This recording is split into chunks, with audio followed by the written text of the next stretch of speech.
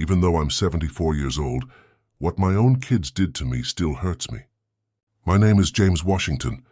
From my 43 years as a postal supervisor for the government, in my old age I felt like I had earned respect and honor.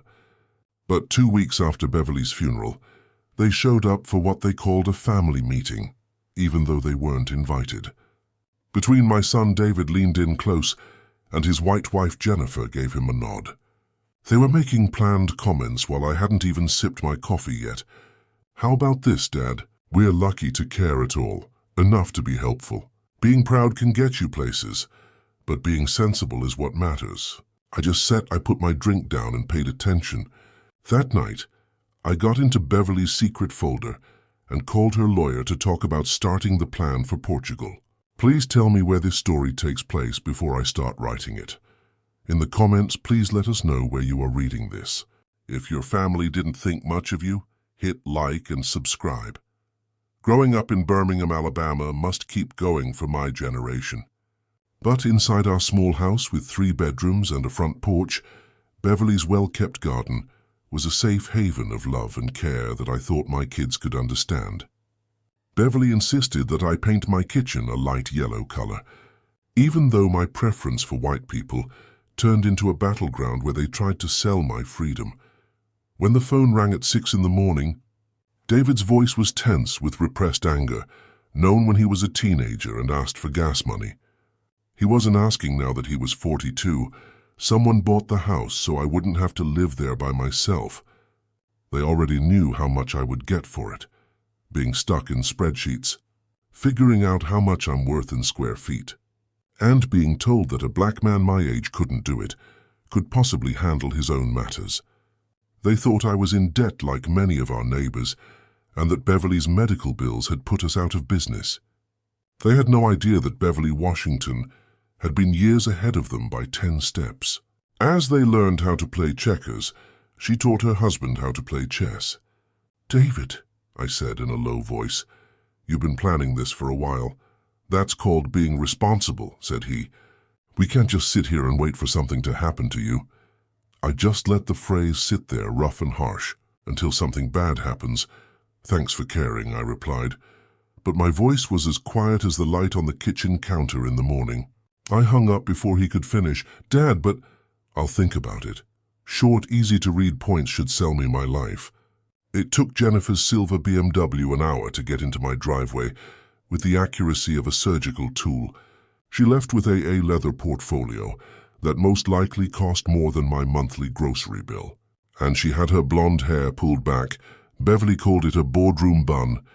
Jennifer was always in a hurry, from the way she polished her pants to the way she practiced a smile that never quite reached her eyes. She whispered, "James," and walked in without being asked. "Before, I hope David didn't make you mad. You know how he acts when he's scared." She threw papers all over my kitchen table like a general planning a siege. They were legal papers, building plans and financial forecasts. The layout of the basement apartment was drawn in bright pastels that couldn't hide the fact that it was just a cage with a kitchen. She used a clean finger to point to the sketches and said, "We designed your space. It has a full bathroom, a separate door, and even a small sitting area. You'd be completely alone while still being close to family. Safety." The word made my mouth feel like it was full of copper coins. She then said, "That's really kind." She changed the tone of her voice to sound like a white person telling you what's good for you. "Most people your age, especially in your situation, I would be grateful for this kind of deal. Not for us, for you. For me. As if the fact that I was black and 74 years old made me a needy person." She told me, "The market analysis shows your house is worth more than you." Thought we could pay for the contractor costs for the basement renovation and still have enough money for the rest of the project. Zoe can still go to school with the money that's left over. It's a win-win situation for everyone. That phrase that means everyone wins was used again. "And David brought up the mortgage issue," she said softly. "We know you can be late on your payments. That's fine. Costs for medical care can ruin even the best plans."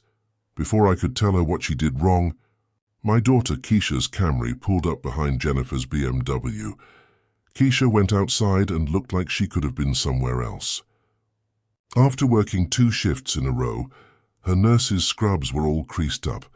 She was 40 years old and walked like a single mother who had been through a lot, who has learned how to fight twice in every war. She said, "Hey, Daddy," and kissed my cheek. It felt like she was already sorry for what was going to happen when she hugged me. "Keisha," Jennifer said with a smile, "that works for me. I was just giving your dad the basement plans." Keisha looked at the papers and then at me. "Daddy, I think this would be great for you, being close to family." That was my daughter, who had worked 2 jobs to pay for nursing school and had never asked me for money. But her voice didn't sound sure, and I could see the doubt in her eyes. She owed no money and was now working in my kitchen for someone else's campaign. Jen said, "We've all talked about it. We think it's the best for the family." The phrase "practical solution for everyone" hit me like a punch in the gut. Family. It was like they all got together to talk about my life and decided I should be kicked off the island of my own freedom. I looked at Keisha very carefully. There the bags under her eyes, and the way she held her shoulders as if she were carrying something heavy.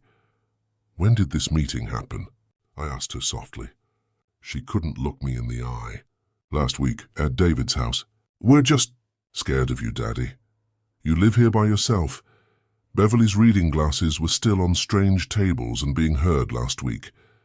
At someone else's dining room table, they were making plans for my future. And I could hear her voice in empty rooms. "We know what's best for people your age," Jennifer said with a bigger smile. "The number of older men living alone is very sad." "That's right. People your age. Not you, James Washington, who was in charge of a postal facility. 200 workers and hasn't missed a day of work in 43 years. Just people your age, a group of people who need to be moved and managed." All of a sudden, I got it. This has nothing to do with my health. It's about selling something that has my name on it. Beverly, may her soul rest in peace, saw it coming a long time before I did. After they left, I stood in the hallway for a long time. The light from the late morning came in at an angle through the light from the front windows hit the console table and made the dust settle on it. Beverly's reading glasses were still there, turned over. She had them on top of a book she would never finish. I reached out to touch them, but I stopped. I didn't feel ready to take a step because of them. I walked to her study without even thinking about it. The room smelled like lemon oil and a little of her light, flowery perfume that was stuck to the drapes. The pen on her desk was back to where she left it, tilted. From behind a stack of papers on a yellow legal pad, one corner of an envelope could be seen. I sat down in her chair. Where her elbows had been, the leather was worn smooth. I felt better in 2 weeks. On the left, there was a stiff-bottomed drawer that had been there for years. I opened it and found the normal layers of life inside, like old tax returns and appliance. I got instructions and cards from my grandchildren. I touched the edge of a something light blue that looked lighter than it was. There was a whisper that made the paper inside move. It looked like it had been waiting for me, so I didn't open it right away. I put it on the desk and touched the cover. There was a yellow sticky note on the front. She wrote in neat block letters, "When they circle you like vultures, use this." I sat there with the side of my face warmed by the late morning sun. It was the first time since the funeral that I didn't feel sad. It wasn't hope yet, but it showed me where to go. When I opened the folder, the first thing I saw was a stack of bank statements for accounts I didn't know about.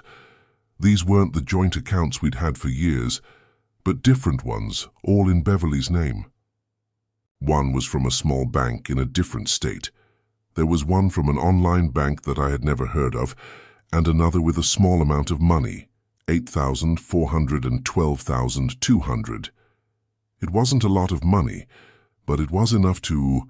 I wondered why they had been kept separate. Under the statements were property papers.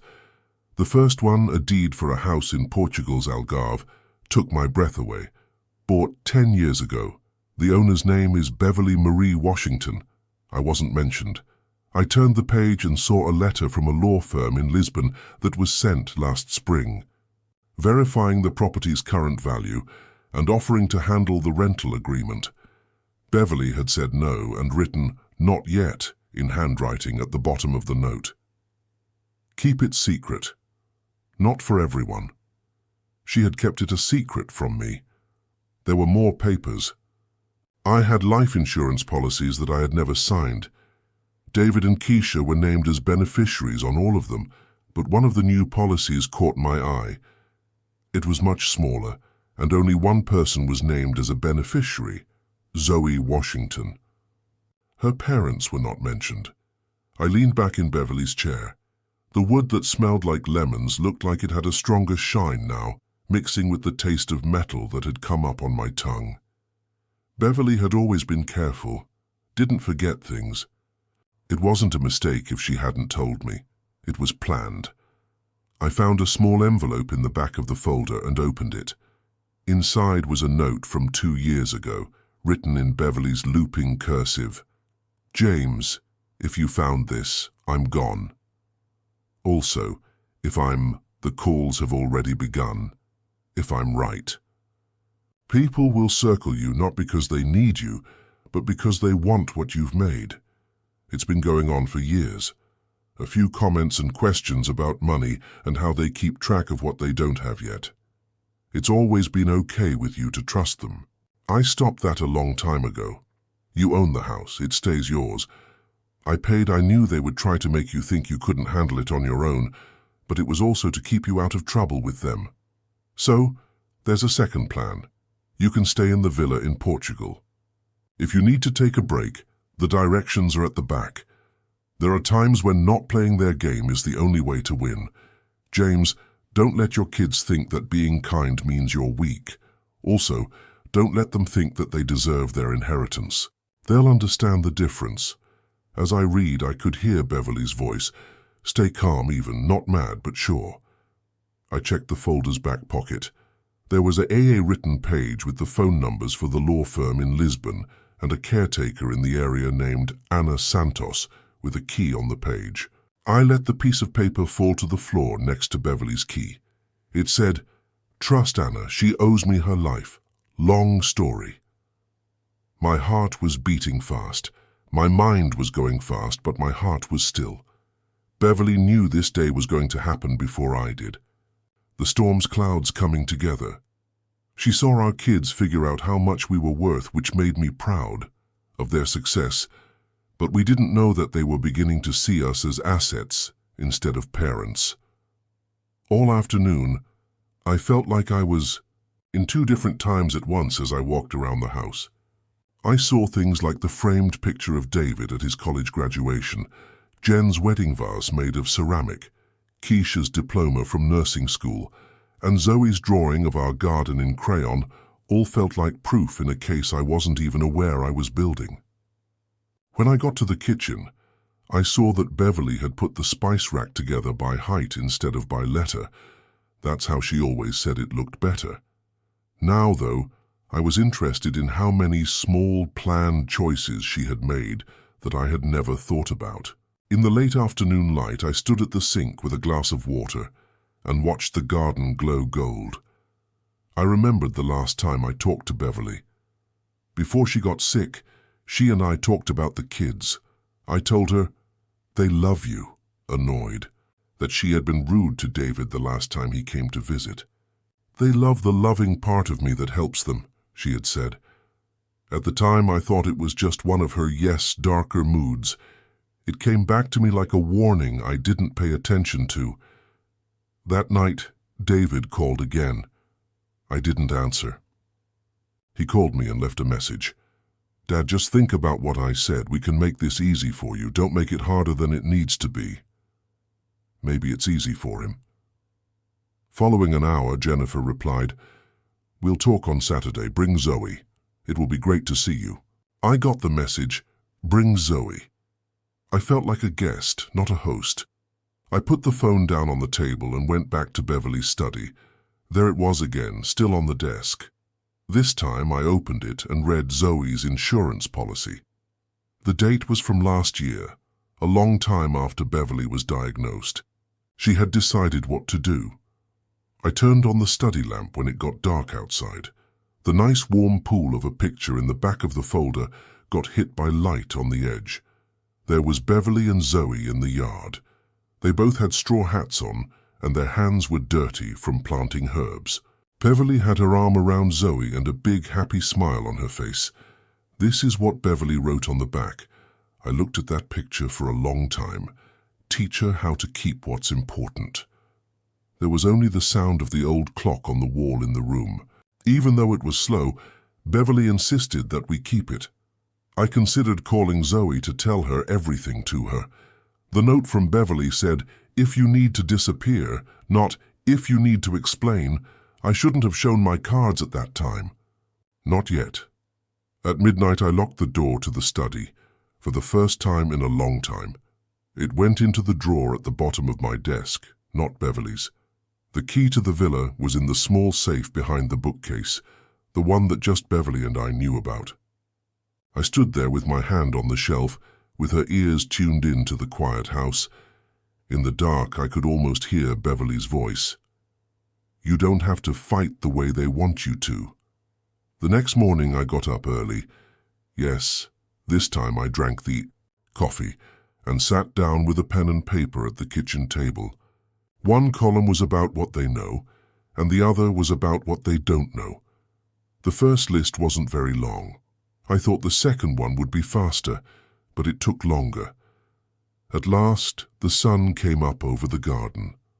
I looked at the lemon tree and thought about Portugal, Ana Santos, or whoever she was, and how afraid I was of going away, but only under my terms. For the first time since Beverly's funeral, I felt something sharp, below the sadness. Instead of anger, they were determined. People thought I was an old man standing on the edge of a cliff and ready to be pushed. They didn't know that I had already built a bridge. On Saturday, the winter sun was weak and didn't want to come out. I had been awake since 6 and was walking around the garden in my coat. The frost was biting my boots. However, I needed to call someone. That number in Lisbon that Beverly had given me was what I called. It sounded like a pulse when you called another country. Language. A woman's voice with a hint of Portuguese answered when the line went through. "Hello? Ana Santos?" I asked, even though I wasn't sure of myself. "Yes, this is Anna. Who is calling, please?" "Hello, my name is James Washington, and my wife was Beverly Washington. She told me to call you when the wolves came." The other end of the line was dead silent. After that, they took a quick breath. "Ah, Senor Washington." "Yes, Beverly told me you would." "Yes," I replied, surprised at how easily the word came to mind. "Yes, your children." "I've been waiting," Anna said in English that was clear but had an accent.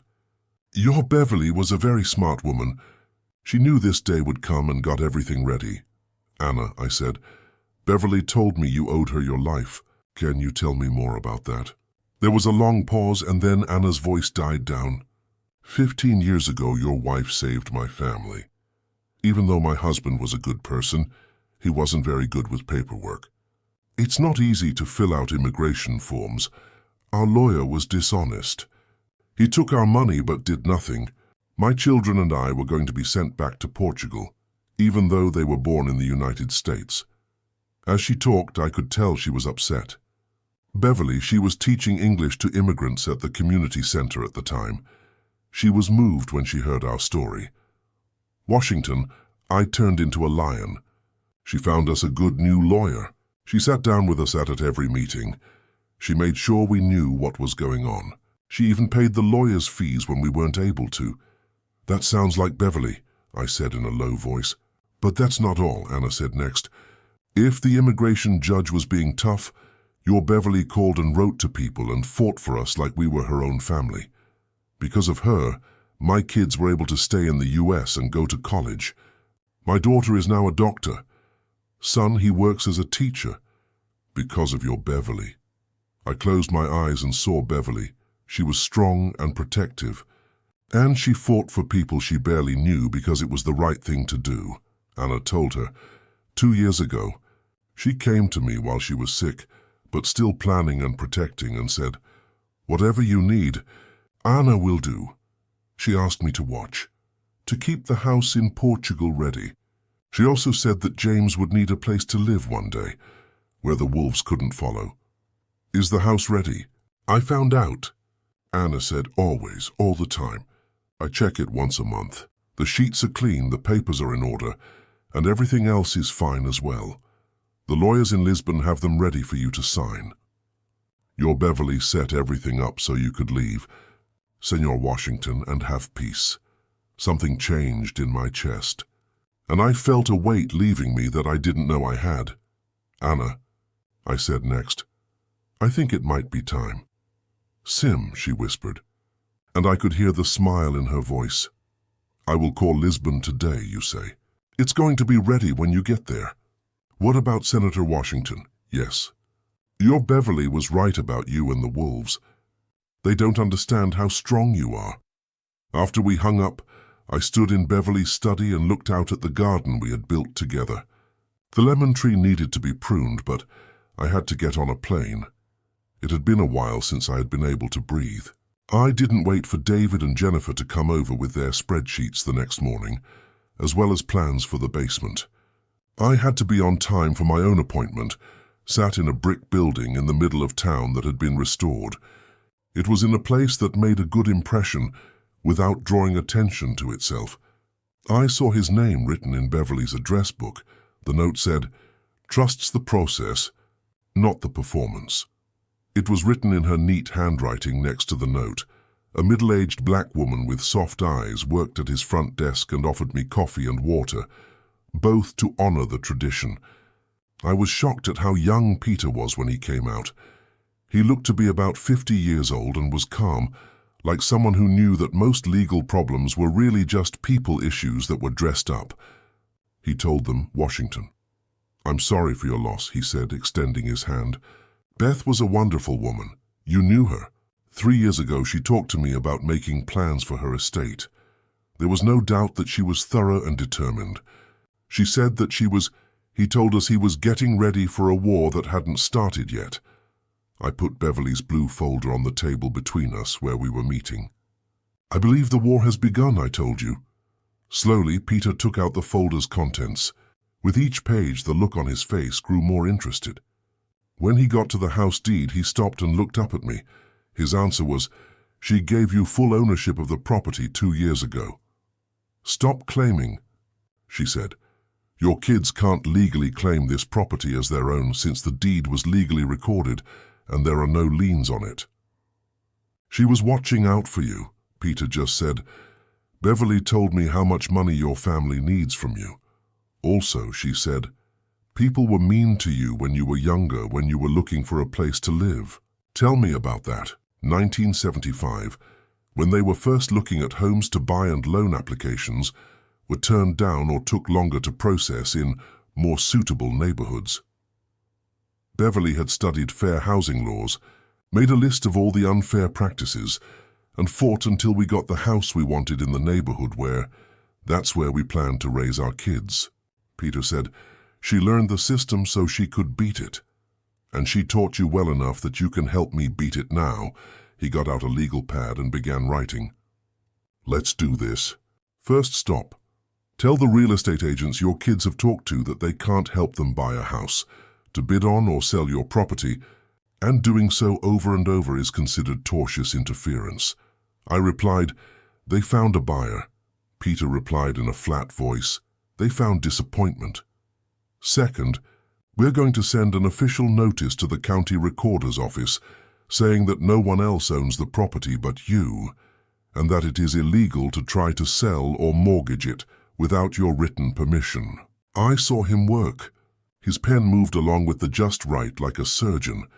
I added, "There's something else, and that was the threat of conservatorship." The look on Peter's face changed.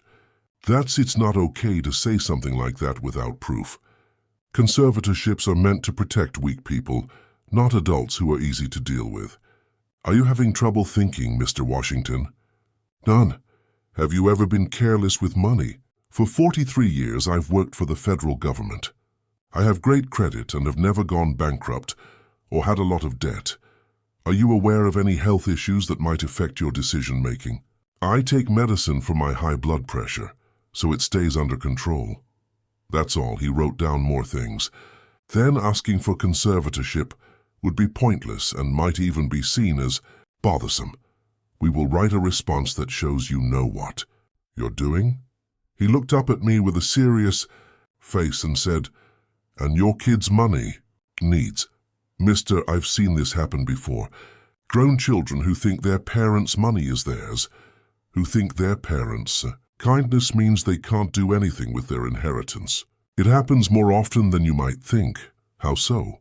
The idea that older black Americans can't take care of themselves and need their more sophisticated kids to make decisions for them. This happens a lot in mixed-race marriages, where the white spouse thinks they should decide what to do with black family property. The comments hurt because they were true. Jennifer's cocky tone and the way she assumed I knew everything hurt. That person couldn't read financial papers and talked down to me by ease, calling me people my age. She was very clear about protecting you from what she called well-meaning theft, Peter said. He picked up the papers and stood up. I'll have to think about it, he said. You need to send these papers by the end of business today. The letters telling people to stop will be sent through certified mail. Anyone trying to sell this house over and over again after getting... How long will this take? A few hours for the paperwork. How long it takes to change your kids' minds? That depends on how quickly they see that you're not the easy target they thought you were. Peter gave me his card as I was leaving. Washington, you married Beverly and had a family. That was important to keep safe. No one can tell you that protecting it is selfish. As I walked to my car, I felt in charge, which is something I hadn't felt in weeks.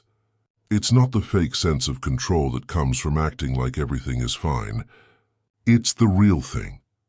The kind you get when you know the law is on your side and want to use it.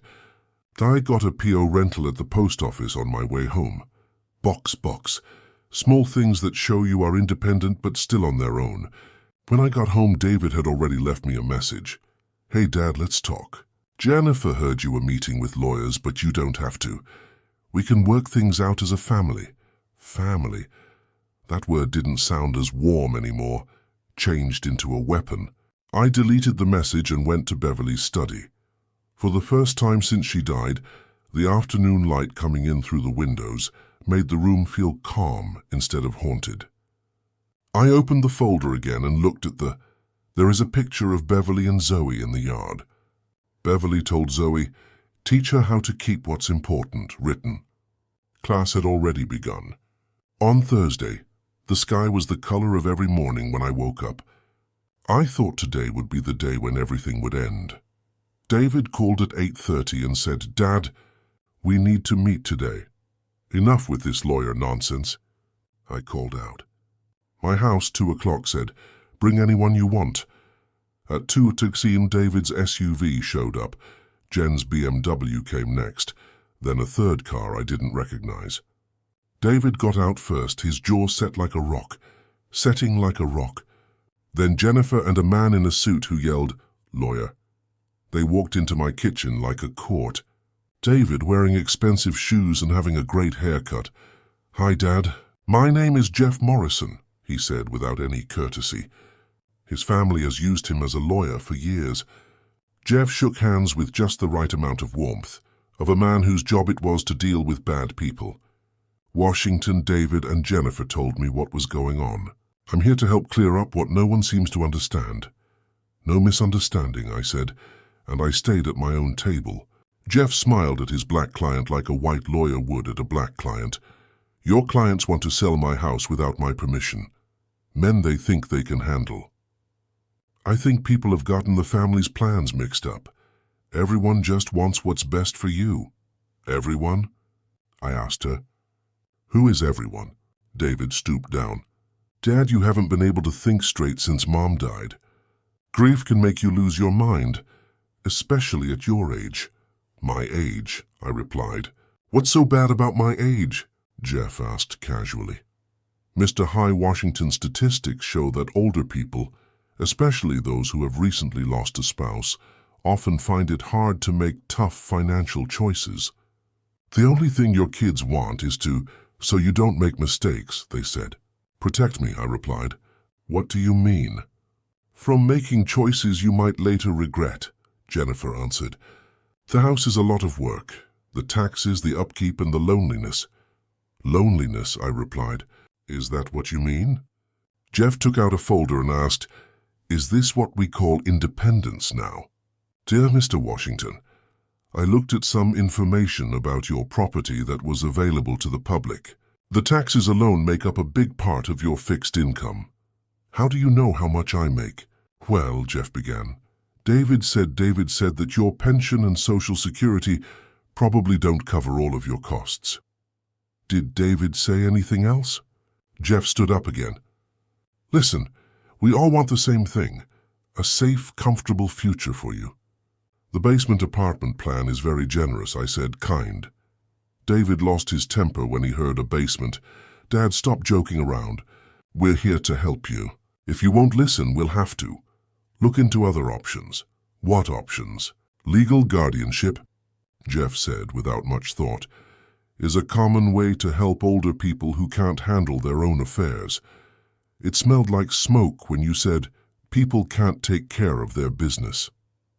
I looked at my son, the man I had raised, who was now trying to get me marked as mentally ill so he could take my things.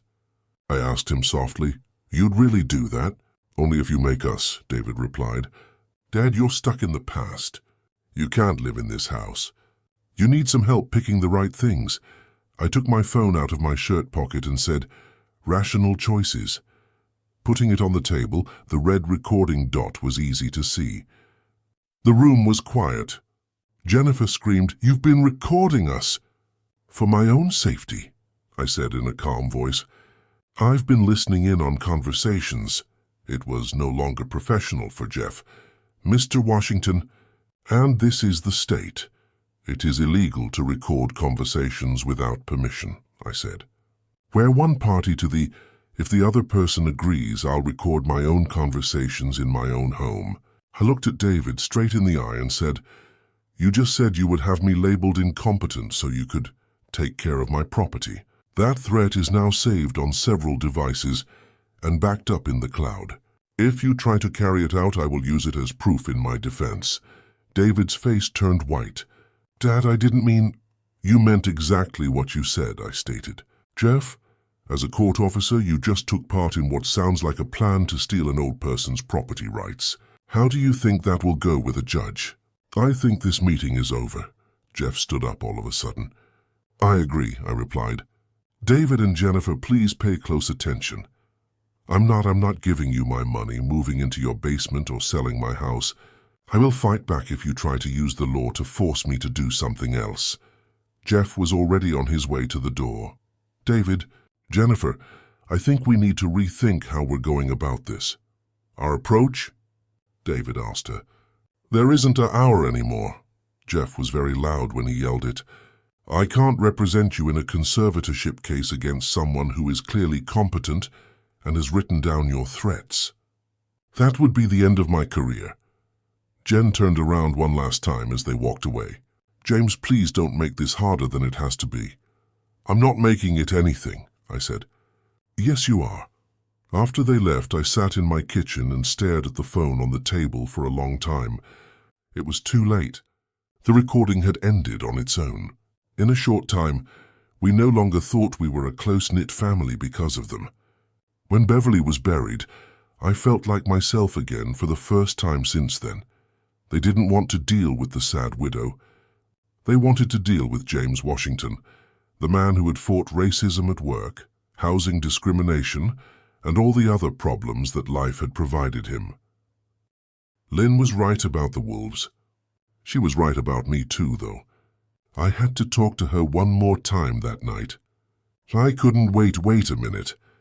That day, I was at my kitchen table with my phone and Zoe's number in view. It was time. I thought some things would surprise her, but she knew the truth about everything. I called her. When she picked up the second ring, her voice was filled with joy as if they were 19 and still thought most things were fair in the world. "Grandpa, I was just thinking about you. Mom said you all were having some kind of family meeting today." "We did," I told her. "Zoe, I have a question for you and I want you to be honest with me." That was all she said, "Okay," and I could tell she was about to be quiet. "It's the $500 a month I've been giving you for college for the past 2 years. It's been years since you've heard that kind of silence. It doesn't make you feel good." "Grandpa, what money?" "Hey, Zoe, I've been sending you $500 every month since the beginning of your sophomore year. It goes straight into your bank account." She began to say, but stopped herself. "And when I get deposits, Mom said those were from her and Dad, though, and she said it was hard for them to help me because they had to work longer hours and give up things." I closed my eyes. Beverly had been pretty much everything. "Are you saying that all of those deposits are from you, Grandpa?" "Yes," I answered in a quiet voice. "Over 2 years, $12,000, she said. I could hear her breathing change. It became shallower. "But Mom said—" "She told me that they were just barely able to help me. She told me to be thankful because they cared more about my education than their own comfort." "Zoe, your parents aren't paying for college. I am." The line was dead for a long time, so I thought we had dropped the call. She asked, "Zoe?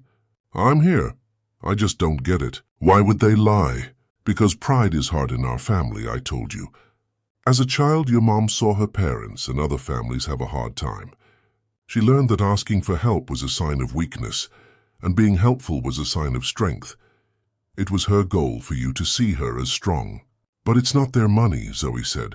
Little by little she spoke. "No, it's not." "And they know that?" "They know for sure where every dollar comes from." I could hear her crying, but it wasn't very loud. Not the loud sobs of a heart broken, but the quiet tears that come when things change. "Grandpa, I thanked my parents and told all my friends how great they were. It made me feel bad every time I bought something I didn't need. It wasn't necessary." "I know. Honey, how long has this been going on?" "Just the money for college?" I gave it some thought, and then decided she needed to know the whole truth. "Your mom has been taking care of my been giving money to the family for years. Like when you needed your wisdom teeth pulled. Your dad's business was having trouble and your car broke down." "Oh my God," she said. "They're mad about the house thing because they're used to being able to get to your money. Good girl. You are definitely Beverly's granddaughter. Zoe, there's something else you need to know. In families of color, for families like ours who didn't have much to begin with, money and help can be hard to deal with.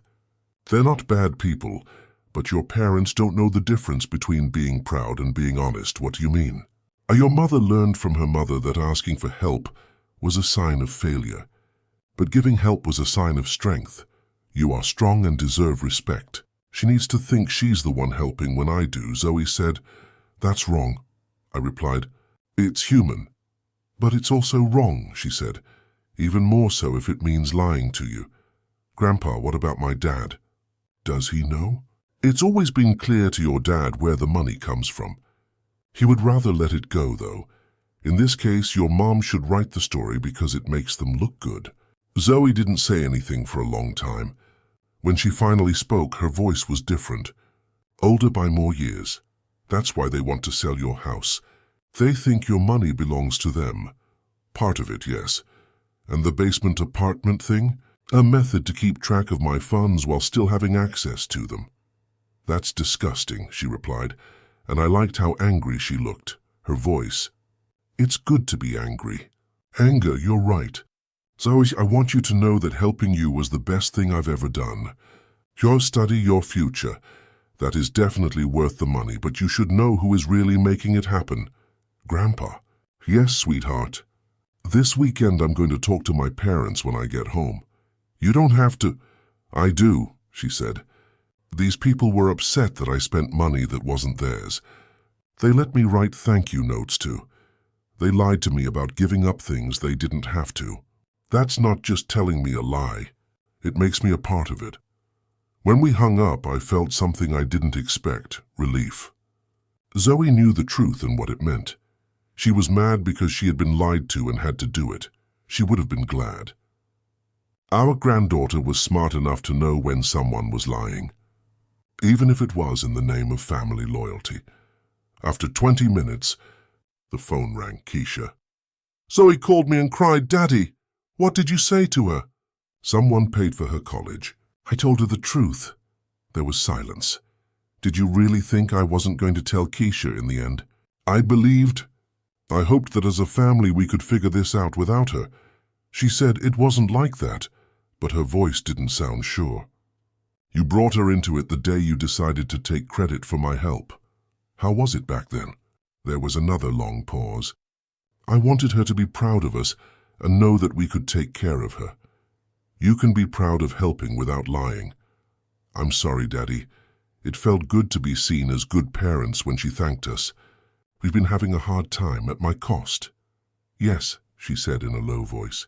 I'm sorry, but it's your cost. It wasn't the whole story, but it was a start. On a cold Monday morning, the movers showed up at David and Jennifer's house around 7:30.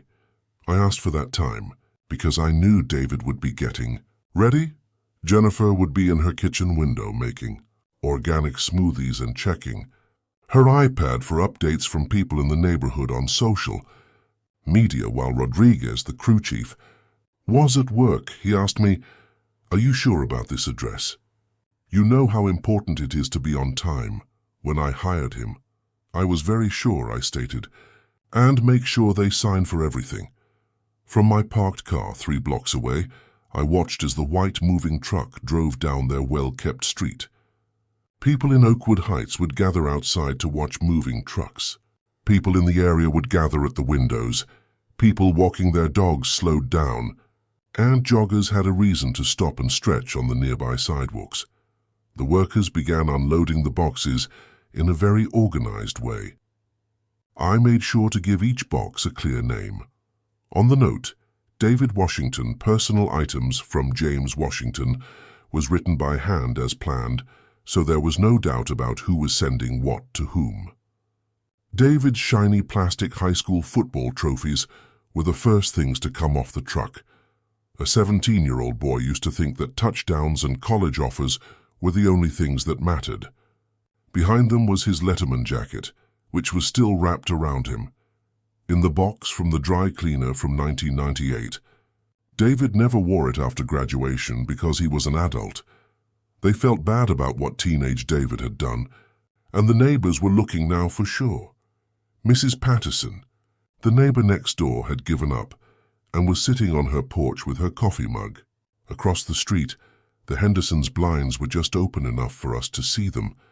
In a neighborhood where looks were very important, a moving truck at 7:30 in the morning was a big deal that had to be cleared up.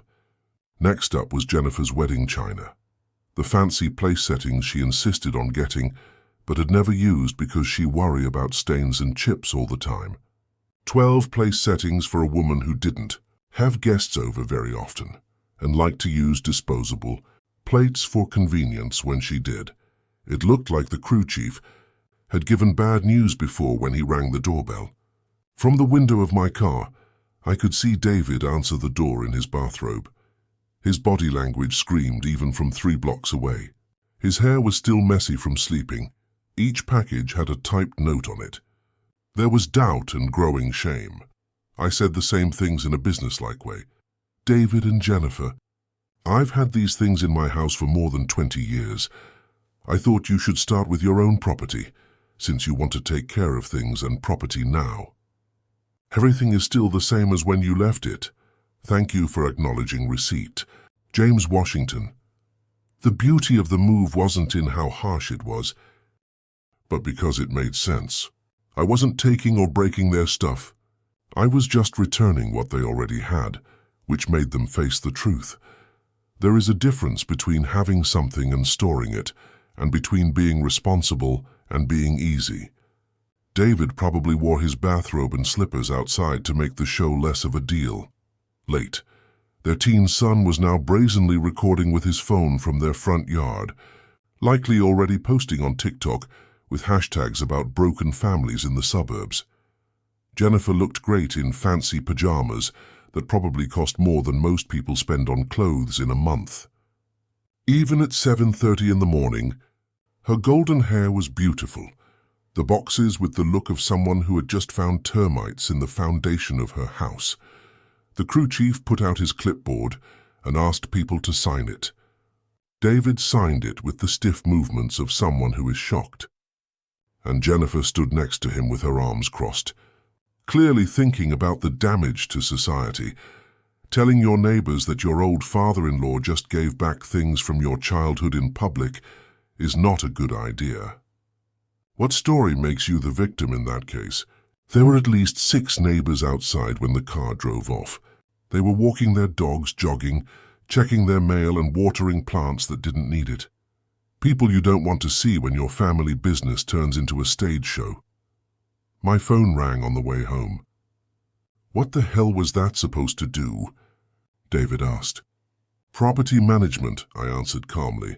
"You care so much about managing mine that I thought you should practice with your own.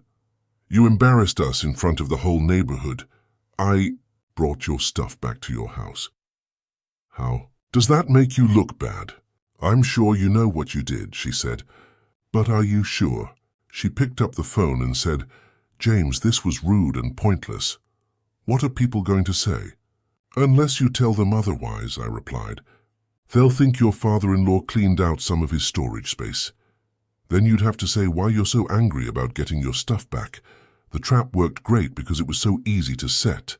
It was simple to complain about They had to say that they used my house as a storage unit and never meant to be responsible for the things they left behind." "This doesn't change anything," David said when he got the phone back. "We still think selling is the best option." "You can think whatever you want," I told him. I told her, "Do what you want from your own home, with your own things." I hung up the phone and walked home, past the garden Beverly and I had planted, and the lemon tree that still needed its branches cut back, past the person whose life I had saved with just a moving truck and good timing. Attacks that look like they'll help aren't always the worst. The neighbors should be curious about why David and Jennifer Washington, who are doing well, were so upset when their father-in-law sent them boxes of their own things. They would learn everything they needed to know about my kids from that answer. 40 minutes later, David came to my house. After the moving truck left his, he screamed into my driveway in his BMW like a movie star. For a short time had forgotten that he lived in a neighborhood with a homeowners association. Jennifer was following behind them in her car. Her mascara was running down her cheeks like war paint that had been spilled after a loss. They didn't knock. David broke into my kitchen like he was on a raid with the spare key he had never returned after helping Beverly with her treatments. "What kind of sick game are you playing?" he yelled. His face was red from anger and shame in public. Jennifer tripped and fell onto one of my kitchen chairs. "The neighbors, James," she sobbed into her hands. "Everyone was looking at it. Mrs. Patterson wanted to know if we were having money problems. Are you?" I asked calmly, Beverly's blue folder open in front of me at my desk. David slammed his hand on the table, making Beverly's coffee cup jump. "That's not the point. You made us look like freeloaders in front of the whole neighborhood." "Did I? Or did I return your things to your house like a good father-in-law?" "You know exactly what you did," Jennifer said through her tears. "You made us look bad. Have you been taking advantage of me?" "It looks like we've been using you." The question was like smoke in the air, and David's mouth moved back and forth without saying anything. Jennifer started crying even more.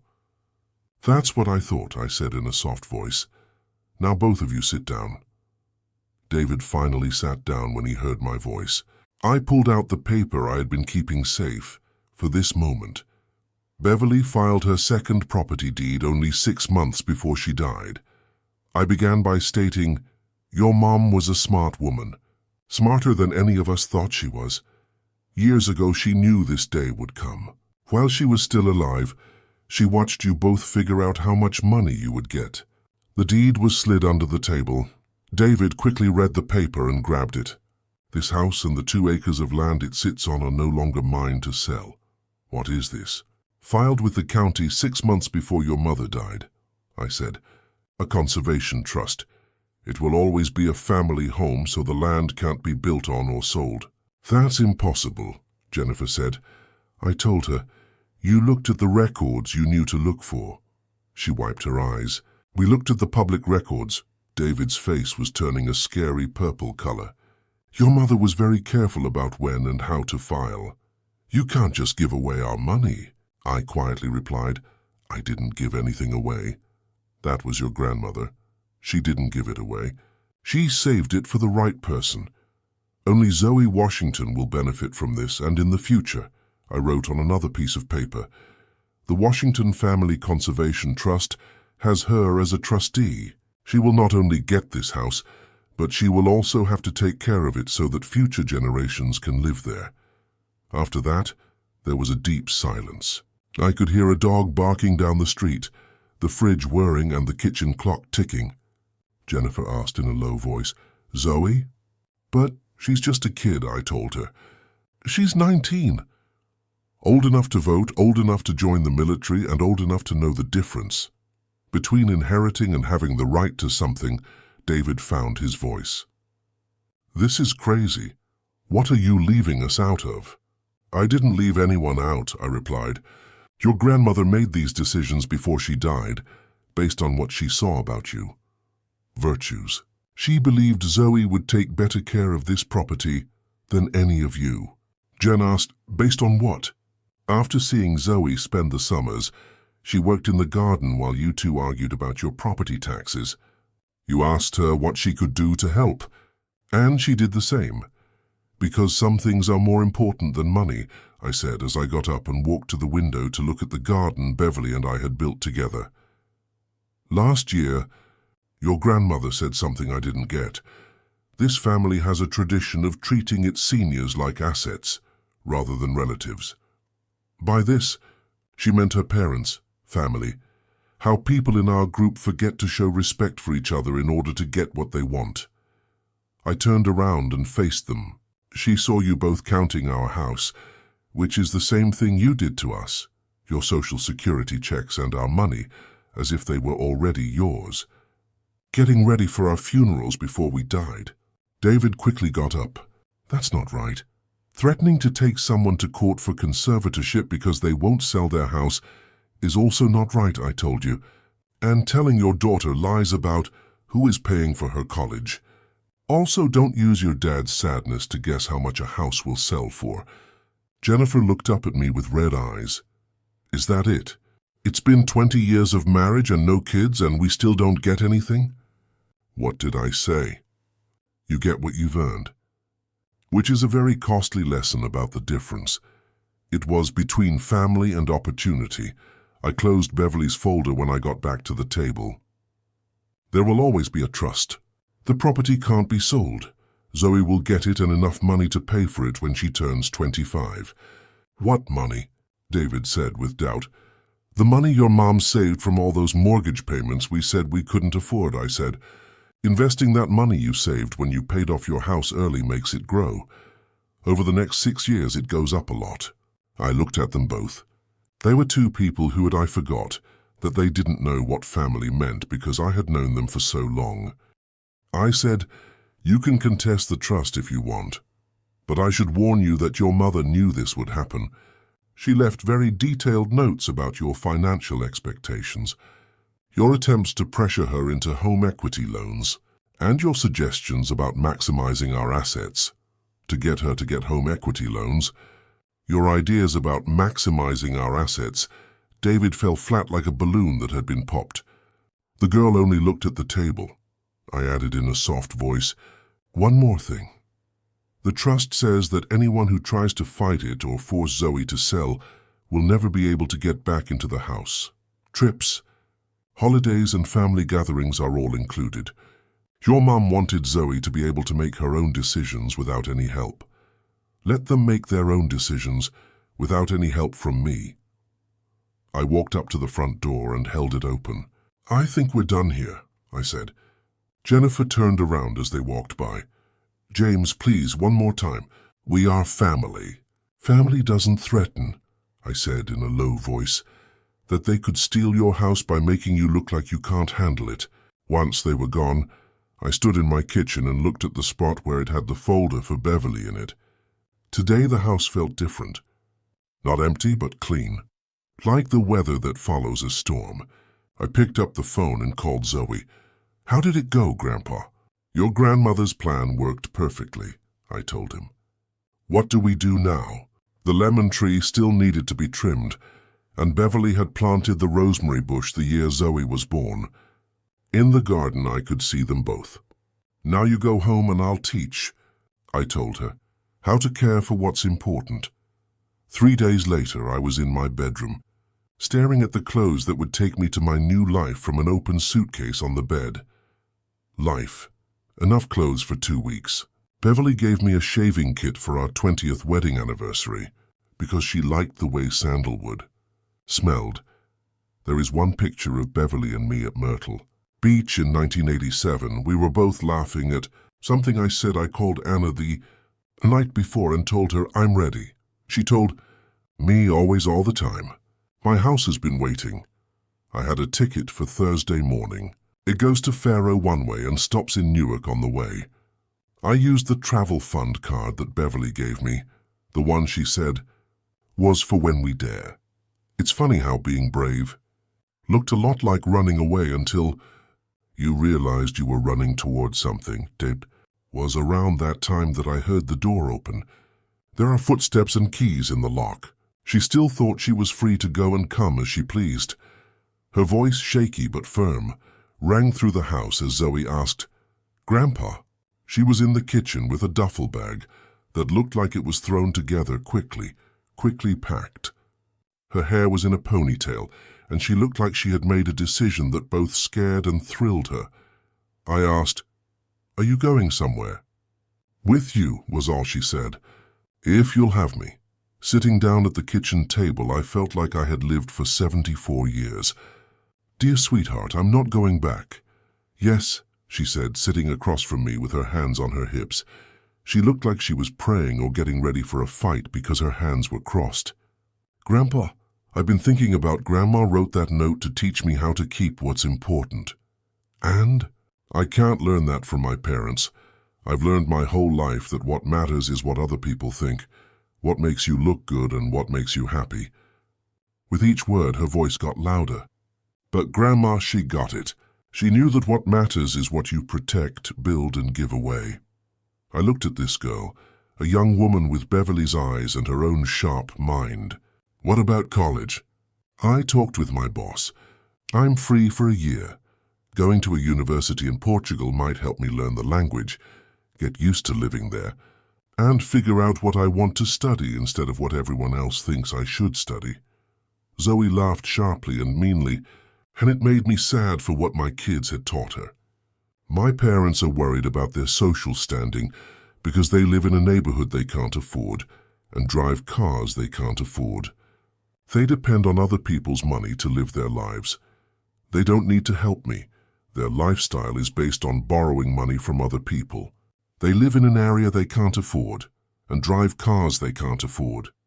I don't need them, sorry. I chose something real, she said as she pulled a folded piece of paper from her pocket. I also wrote them a letter that told them exactly why I'm leaving and what they need to do to earn my trust. It's not mean, but it's true. I thought about Beverly's letter and how she knew this moment was coming and got ready for it. There's no guarantee that this will work out. Portugal is a foreign country, and the language and culture are different. Good, Zoe said with confidence. Maybe different is just what I need. When I saw her face, I knew she didn't have any doubts or the kind of romantic idealism that would fall apart the moment there was a threat. Something I saw made me think about Beverly was 19 years old, strong, and sure of what was important throughout her life. I said, "There's something else," as I reached for my phone. "Anna said that your grandmother left some things for you in Portugal, and she said there was money for college. Zoe asked, "How much bigger?" "I'm not sure. But because I know your grandmother well, I know that it was big enough to give you real options for your future." The flight to Portugal seemed like a trip. Going back in time, 4 generations of my family had been a part of the Great Migration. I was leaving Alabama for the North to find work, respect and space to breathe.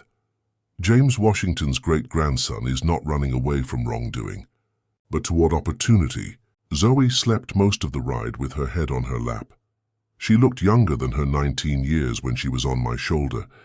I could see the Atlantic Ocean below us.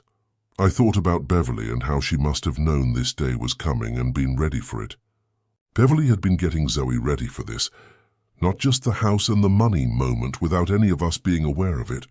He talks about family history and tells stories about ancestors who had to make hard decisions and deal with the results. The way she told Zoe to think about things other than what she saw, to question what adults said, and to value independence over being liked.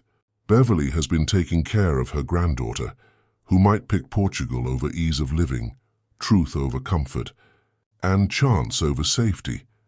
Anna was waiting for us at Faro with a sign that said, "Washington Family" in her neat handwriting. She was little, strong, and had a smile that made me think of God. She was writing by hand, reached her eyes, and kept its promise. She hugged me and yelled, "Senor Washington!" "And this pretty girl must be Zoe. You knew I was coming?" Zoe said, accepting Anna's hug with the ease of someone who had grown up with the grace of someone raised by Beverly Washington. Anna replied, "Your grandmother told me. He also said one day James will have to leave and the girl will go with him. Make sure there's room for both of them." As we drove, we saw scenery that looked like it was made for 2 people. White homes stood on green hills, and olive trees that had been growing there long before the United States was a country. Anna showed us important places like markets. People from the area swam at the beach, and she'd introduce us as Beverly's family at the cafes.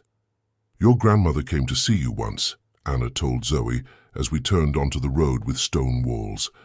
Time before, when she was still sick, she stood in the yard behind the house and said, "This is where James will remember how to breathe."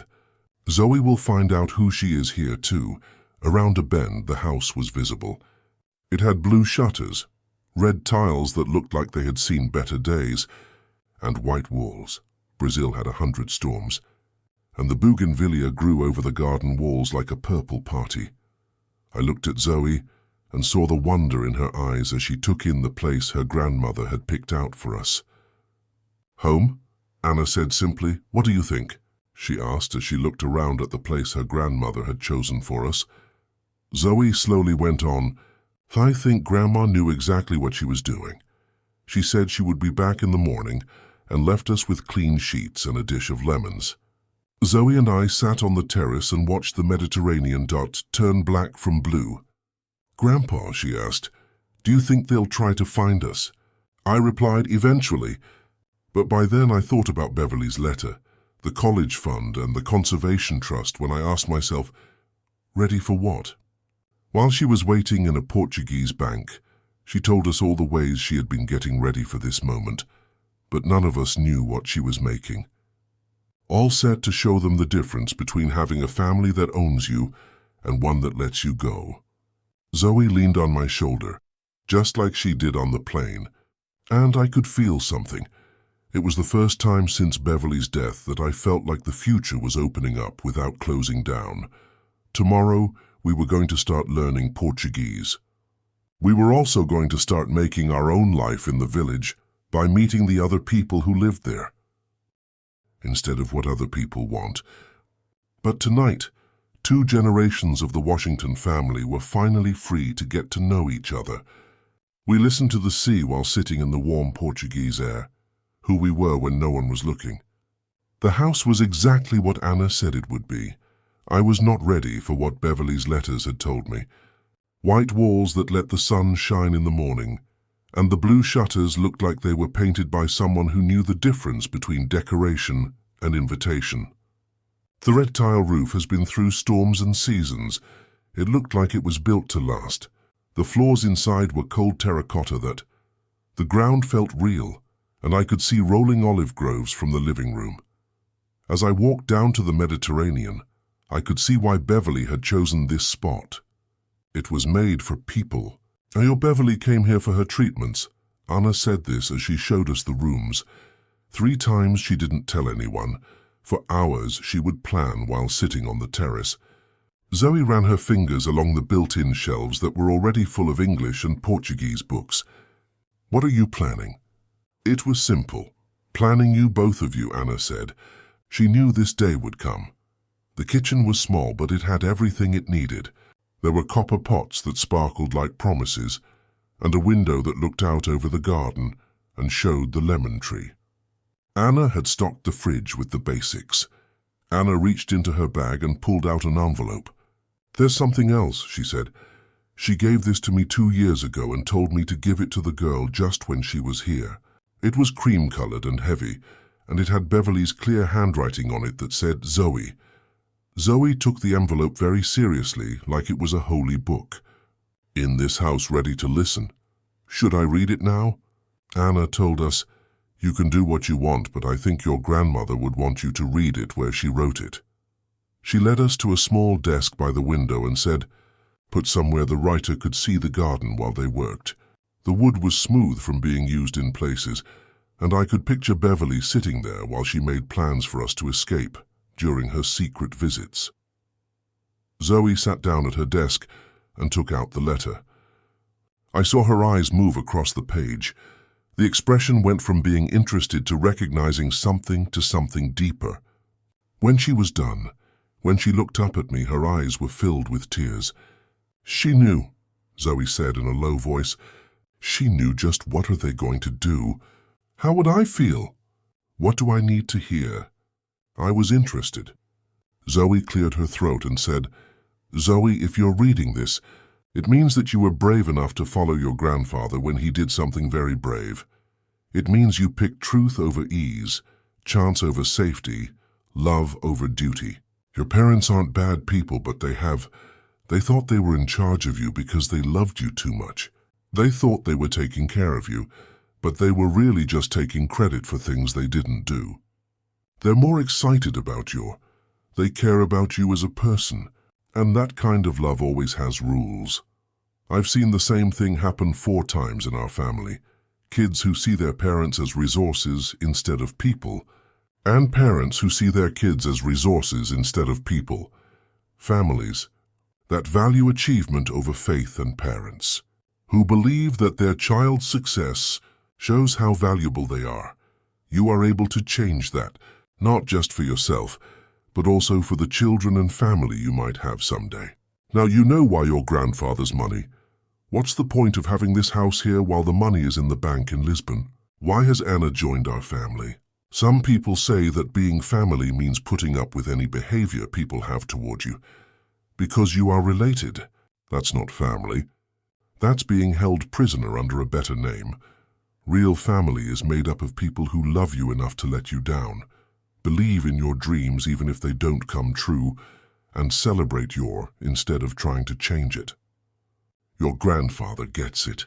That's why I chose him 45 years ago, and I trust him to help you understand it now. Do not be afraid, my dear lady. Tell the truth, feel free. Don't forget that the best way that person should be the person who came before you, not the person who tried to make you be that person." The room was quiet when she was done reading.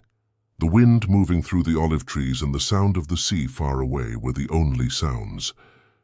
She wiped her eyes with a handkerchief. It looked like it had held a lot of tears over the years. "Your grandmother got it. Many people never learn this. Love that doesn't give you freedom isn't love. It's need." She stood up and went to the window to look at the garden. She told me about her first husband's death, family, how they made her feel small and wanted her to be thankful instead of equal. That's when she said she learned that some families are like jails and others are like launch pads. Zoe asked, "What kind of family are we building here?"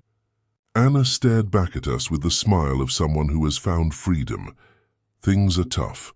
The kind that helps you fly, not the kind that cuts your wings. All afternoon we looked around the house and yard. She showed us where the hot water heater was and which plants needed to be watered every day. The shower didn't always work, would rather be alone. The information is useful, but it is given with the care of someone passing on family knowledge. Your Beverly planted the rosemary herself.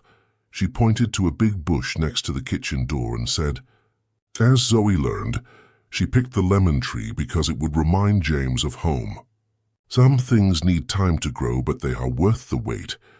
Anna got ready to leave as the sun went down. Time to grow, but worth the wait. I'll go with you to the Lisbon bank tomorrow. Your grandmother gave you a gift that is, you wait there and then go to the market to meet people and begin your life in Portugal. The Mediterranean was huge and calm, and it didn't care at all about our plans. People having little dramas. Grandpa, Zoe asked, do you think we made the right choice? I thought about my home in the US, the garden Beverly and I had worked so hard on and the life we had built, only to see our kids try to sell pieces of it. I guess, I finally said, that your grandmother, it took her 2 years to get ready for this. It was she who bought this house and learned about Portuguese law, formed a bond with Anna, set up bank accounts and sent letters that we are still searching for. If Beverly Washington thought this was the right choice, then it was the right choice. Zoe sat back in her chair and looked up at the stars. They looked better here than in the US. She said, I want to learn Portuguese. I need to get Anna when she talks to her neighbors. I want to know what these flowers are called, how Beverly fell in love with this place and its history. We have time, I replied. That's what she gave us. Time to figure out who we are when we're not on stage for people who already know what we should be. As night fell on the White House with blue shutters, I felt something I hadn't felt since Beverly died. The future rising instead of falling. I feel like the future is opening up instead of closing down, which is something I haven't felt since Beverly died.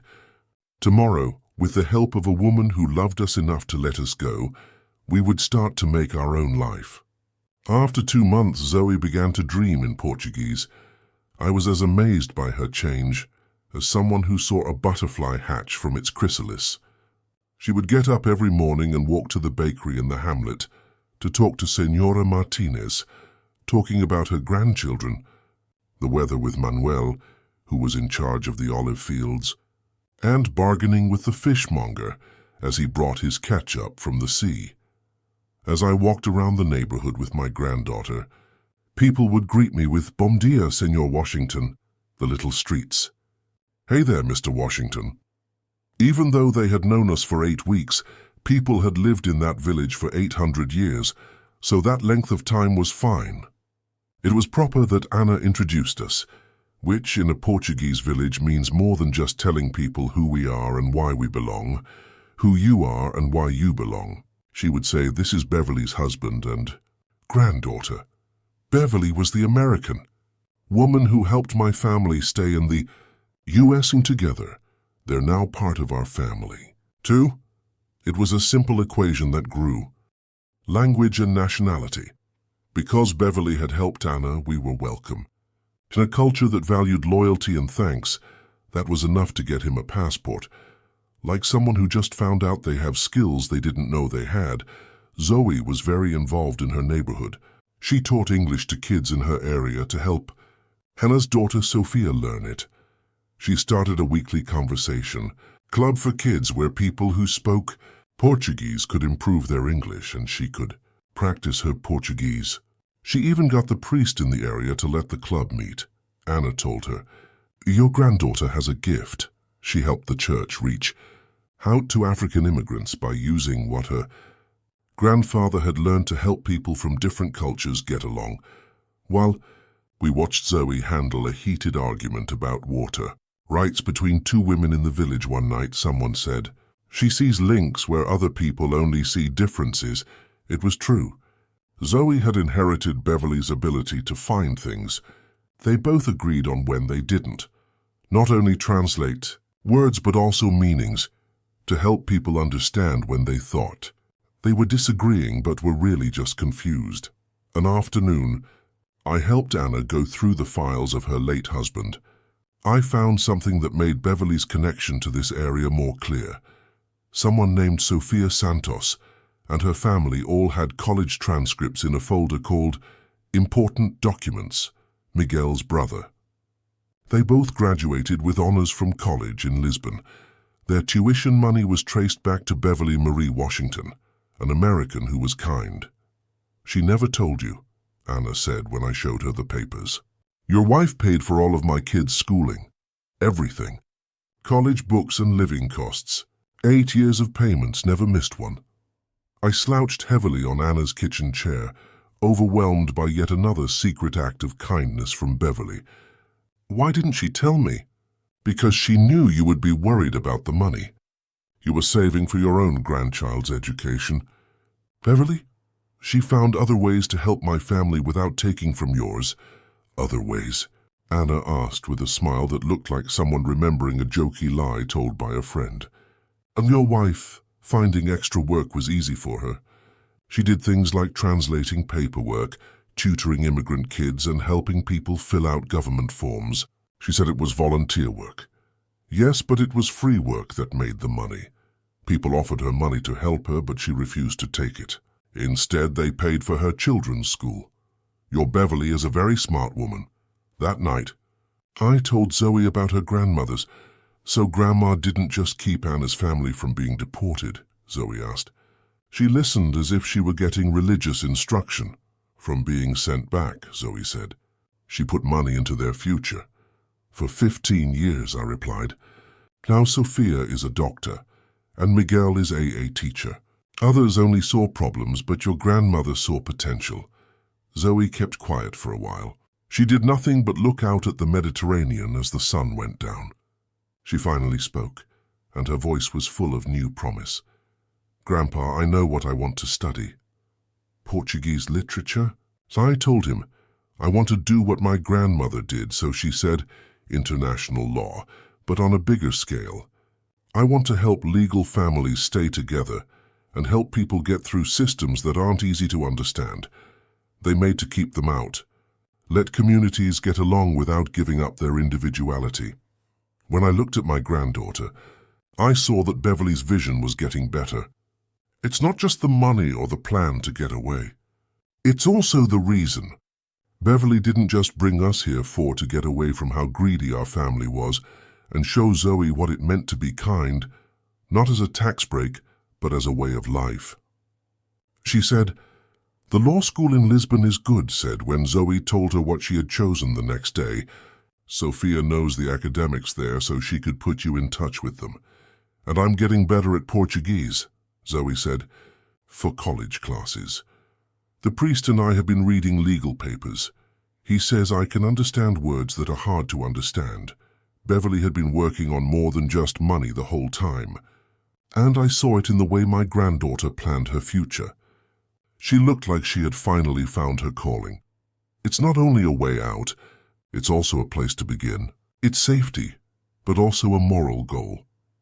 That night Zoe called her parents. From the kitchen I could hear her calm, sure voice as she told them about her choice in English with a Portuguese accent. She said, "I'm studying international law at the University of Lisbon. Grandpa is helping me fill out the application, and Anna's daughter is helping me get ready for the tests." Even though I couldn't hear what they said, Zoe's answer was clear. "No, I don't need your permission. I don't need your money either. Everything was taken care of by Grandma." When she hung up, I was making dinner in the kitchen. "They're not happy," she said straight out. "Are you?" Beverly had taught her to think carefully about everything important, and that's what she did. Finally, she said, "I'm not happy the way they want me to be happy. But Grandma did what she thought would make me happy. The kind of happiness that comes from knowing you're making a difference." That's when I knew the difference between both the family we had left behind and the family we were making. Adherence was a way to measure happiness, the other by what they gave. One person cared more about character than comfort. Beverly knew. Zoe needed a certain kind of family to grow up to be the person she was meant to be. I got a video call from a number I knew, but hadn't heard from in weeks. It was Keisha herself, and her face was on the screen. There was something off about her right away. She looked worn out, but it was the kind of tiredness that comes from working hard, not the kind of tiredness that comes from avoiding work. "Daddy?" she asked, and her voice wasn't as defensive as it usually was. "Can we talk?" Zoe was looking over while sitting at the kitchen table. She was studying Portuguese law books for her college entrance exam. She heard her mother's voice and looked up, but she didn't get up to join the conversation. "Good girl. Some conversations need time to grow." "I can talk," I told her, "but I need you to know." "I know," Keisha said right away. "I'm not coming home and I'm not changing my mind about the house. That's not why I'm calling. I'm calling to say I'm sorry. Not the kind where I say I'm sorry and explain why I was wrong." Zoe and I could both see the screen on the phone, so I set it on the counter. "I'm paying attention," Keisha said. "I've been going to therapy. It began right after you left. At first I went because you made me look bad in front of my kid, and I was mad at you. But Dr. Martinez asks questions that make you think about things in a new way." She took a moment to gather her thoughts. "She told me to remember when I stopped seeing you as my father and started seeing you as a resource," she said. "When I stopped asking what you needed, began to think about what you could give." "When did that happen?" I asked in a soft voice, as Keisha told me. "When Jennifer joined the family, I heard the truth that cost something to say." She was so sure of herself when it came to plan ahead, look ahead, and make the most of what she had going for her. As I looked at our family through her eyes, I saw that everything was either a chance or a problem. Zoe put down her book and leaned forward. "Mom," she said. Keisha just said, "Yes, I did," and that was it, meant more than a long explanation ever could. And I let her use you as an excuse. "Every time we said we helped Grandpa, love means taking credit for other people's kindness, we told you." I saw something on my daughter's face on TV that I hadn't seen in a long time. Real regret that wasn't fake. Seeing someone she hadn't seen since she was a child. Real regret without acting it up. "What do you need from me, Keisha?" "I beg you to forgive me, but please let me win you back," she said. "You can let me try, though. What does earning look like?" I asked Zoe. She almost didn't notice that I was looking at her. Keisha replied, "To be honest, I told Dr. Martinez everything about you, Zoe, and me. About how we talked about you when you weren't there, the money we took credit for, and the threats of conservatorship. She's helping me figure out why I thought it was okay. And she learns that just because she is a single mom doesn't mean she can use her dad as a bank. And just because I'm tired doesn't mean I can be. Just because I'm scared about my own money doesn't mean I can take yours." Zoe spoke for the first time. Keisha's face got a little worse when she asked, "How about Dad and Jennifer? Your dad is mad that he lost his inheritance. Jennifer is mad that she lost friends when the neighbors found out why you two went missing. They haven't gone to therapy yet because they still believe they were trying to please help and you two were not thankful. And you? I'm thankful that my grandfather loved me enough to set limits," Keisha said, looking right at him. "He picked truth over peace, even if it meant losing his family." He said through the camera, "That's not something selfish to do." We carefully talked for another hour. Keisha told me about her money problems, but she didn't try to get me to do anything with that information. She asked about our life in Portugal because she was interested, not to brag. Do not worry, she did not try to change the subject to something more practical when Zoe talked about her schooling. Zoe and I sat there in silence when the call ended. For a while, Anna hung her laundry on the line that ran between her house and her neighbors. She did this every day, which showed how close everyone in the neighborhood was.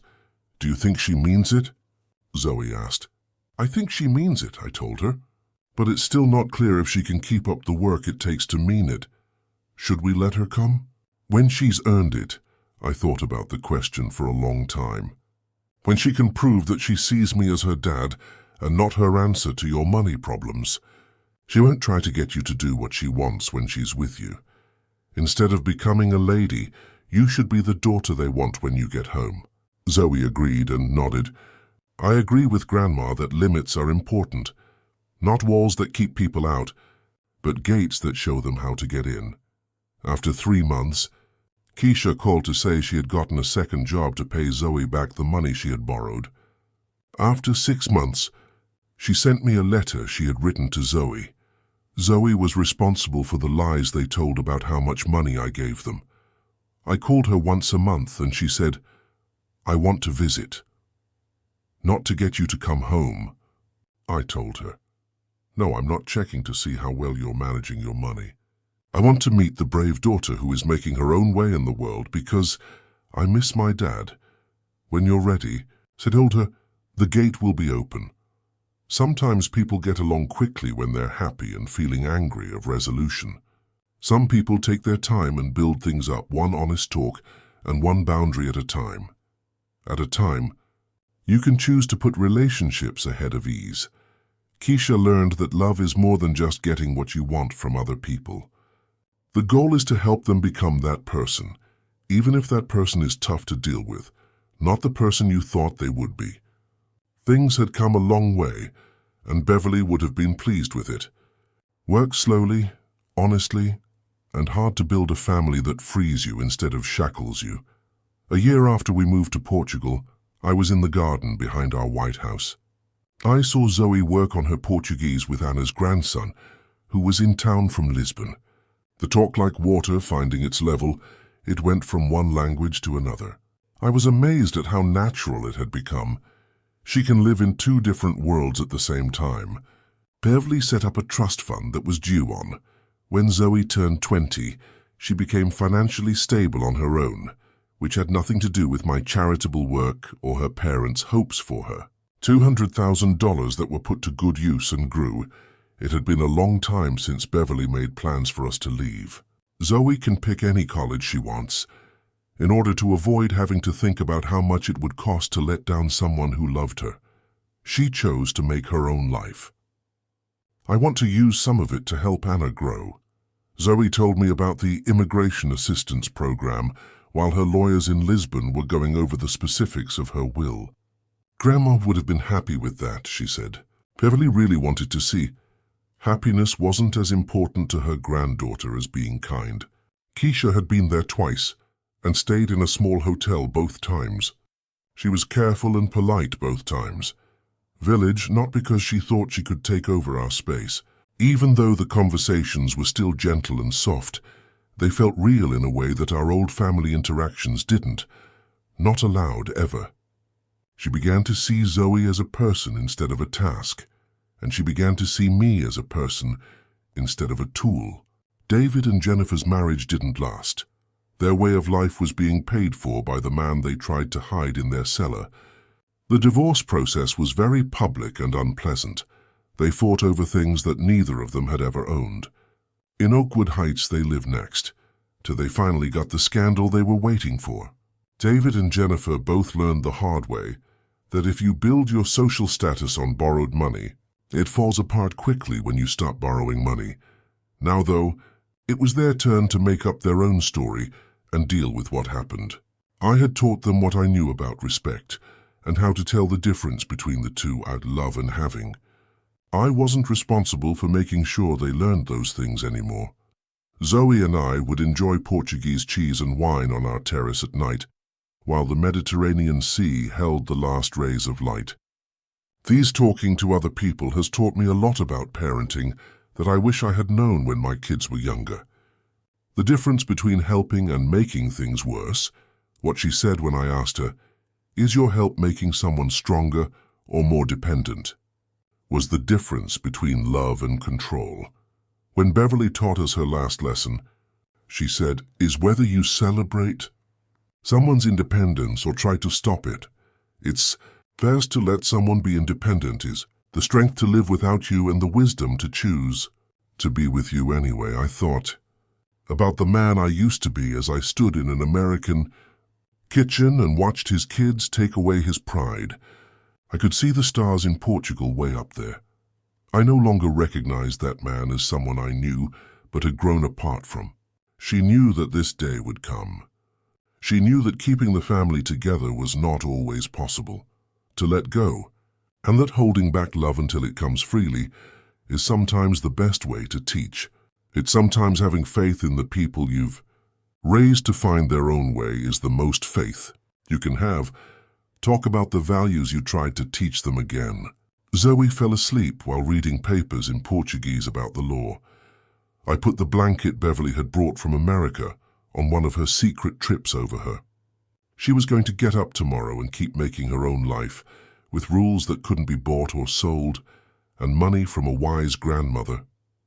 Everything in the house calmed down around us, glad that it was a place where people could be themselves.